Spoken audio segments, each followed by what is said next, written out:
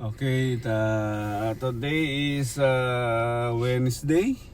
Wednesday, My special day, April 1. April 1 at 7 a.m. dito sa Toronto, Canada, sa Scarborough. So, kahit birthday, trabaho pa din. So, kaya samahin nyo kami ngayon sa aming paglalakbay o pagpasok sa trabaho sa downtown Toronto. So, update ko na lang uli kayo kapag nagbibiyahe na kami. At medyo late na kami at tinanghali ng gising. At nag-prepare pa ako ng mga... Nag-prepare pa kami ni Mrs. ng mga... Kanyang konting dadalhin sa trabaho. dadalhin ko sa trabaho para meron naman akong maipakain doon sa mga kasama ko sa trabaho. So nag-prepare lang kami ng spaghetti, may kasamang roast beef, then may garlic bread, and then a cake, and then soft drinks. Yun lang, ganun lang kasimple. Kumbaga dito sa Canada kasi hindi naman naghahandang masyado, especially ako nga medyo nagkakaedad na daw siya. Nagkakaedad na kaya hindi na ako ganun ka-excited. Gusto niya sa mga birthday celebrant, sa mga celebration, I mean. Nadadagdagan daw po ang kanyang edad. Dati gusto mong tumanda o maging binata o magkaroon agad ng maging matured. Pero pag nagkakaedad ka pala ng 50 pataas, gusto mo nang bumata. Parang gusto mo nang pigilin yung pagtanda. So yun, wish ko lang na nawa is humaba pa ang aking buhay. Laging malusog. So, huwag magkakasakit. Ilayo kami sa kapahamakan. Para ma-enjoy pa namin ni Mrs. yung pagsasama namin. At sana marami pa pong mga blessing na dumating sa aming pamilya. So wala naman na akong hinahangad sa aking sarili. Kumbaga napakabait ni Papa Jesus kasi ibinigay niya naman sa aking lahat. Especially nga itong aking asawa. Binigyan niya ako ng magandang asawa, mabait, maalaga, at masungit. Okay naman. Ang pagsusungit naman is nasa lugar naman. Ayun. So samahan nyo na lang kami. Ito, palabas na kami ng 401. Highway 401. So see you later. Ito, papapasok na kami ng 401. I love you, asawa. Happy birthday. Thank you for the surprise gift. Hindi naman ako nag-expect. But you deserve it, asawa. I love you so much. So, punta kami ngayon sa Brimley. Titreat ko tong dalawa kong poging anak. So, yan. Kagagaling lang namin ng trabaho. Then, sinando lang namin sila. So, ayun silang dalawa sa likod. Wala ka namang alam eh. Kasi actually, sinasurpresa nga ako ng misis ko. Kala ko hindi matutuloy. Yan pala, nagpa-reserve na sa Sushi Legend. So, kakain kami sa Japanese restaurant. So, yan, update na lang po namin kayo mamaya kapag andal na kami. Bye. Or drive the scenic Cabot Trail. Maybe you're into yacht rock.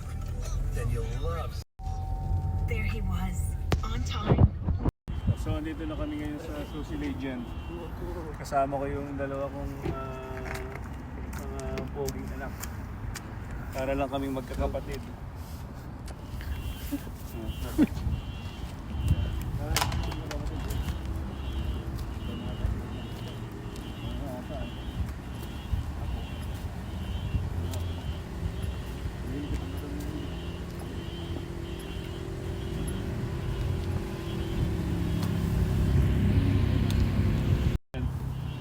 Japanese restaurant. So kumbaga unlimited yung pagkain.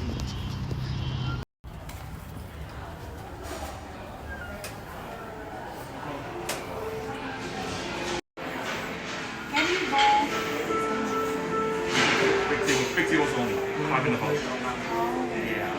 Can you Sorry. Ito muna yung in-order namin. Unang order. Order ako ng sashimi, enoki, and then magsusuko na kami. So yan, mayroong sushi. Ayan, nagsasalad muna yung mga bata. So yan. Mamaya na kami atake. Kumbaga madaming orderin.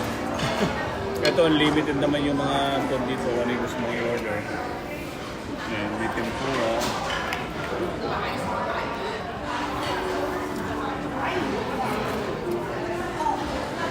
Ayan.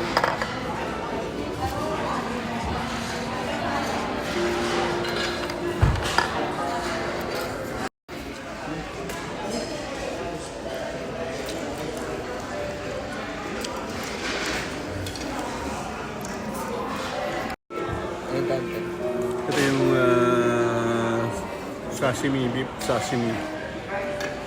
So research muna kami. Medyo makakauba ng konti and then order ulit kami. Yan. So may scallop. Yan, order kami ng scallop. Grabe, mga siguro mga nasa 16 tempura na yung nabili. Ako natin yung order namin. And then sa itong beef, nasa 40 beef na siguro. Ano. So yan, yung misis ko, kumakain ng spicy beef noodles. So yan naman yung bunso kong anak. And ito naman yung panganay, busog. So yung merong Pilipino doon na nakaupo sa kabilang table. Ayan. So mostly ang kumakain mga Chinese and Japanese.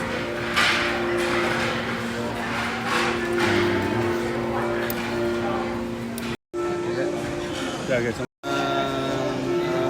salmon sushi and then egg sushi. Sashimi ko lang. Yeah. So, try ko lang muna kung masarap.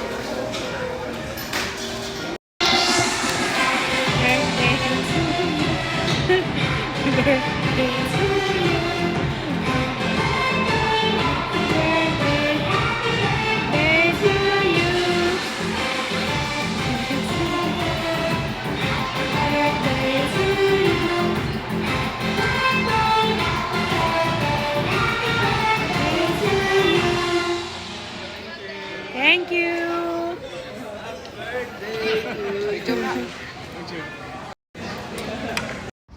So tapos na kaming mag-dinner ng mga bata sa kanong asawa ko. So pauwi na kami ngayon.